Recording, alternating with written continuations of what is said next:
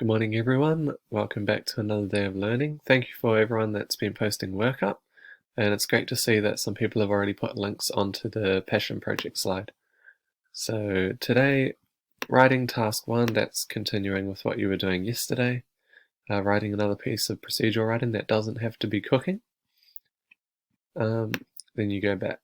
Reading task 2, so you're doing another Sunshine Online text today.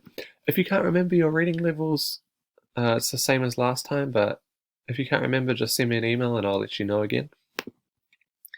Then maths task 2 and 3, you have a weight exercise today. So you're just going to your term 2 math slide and you're finding at least 10 containers, bottles, jars around the house that have been measured with grams, milligrams, or kilograms. So it should be written on the packet. So if you don't have scales, you don't actually need to use those. So you just use the weight that's written on the packet. And then you put them in order from lightest to heaviest and take a photo and put that on your slide. And then after you've done that, there's some questions down here to complete. After you've finished your maths, your inquiry, so that's your passion project.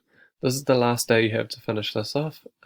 As soon as you finish that, make sure you've got the link on the slide. So the slide's here.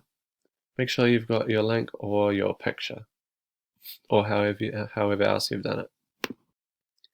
Then handwriting, so you should have already done the first one yesterday, so you'll be doing KA and KE today. And then after that you have fitness. So you can find that on this slide again. One thing I want to point out is I've noticed a lot of you are still submitting work quite late into the night. Unless you have to be working at that time because you can't get on the computer or your family are working during the day and that's when they want to help you, then that's fine. But we don't expect you to be doing any more work than you normally would on a school day. So if you've been working well throughout the day and it gets to 3 o'clock, you can put your laptop away. You don't need to still be working at 5, 6, 7 at night. Alright, have another good day and remember to email me if you have any questions. Thank you.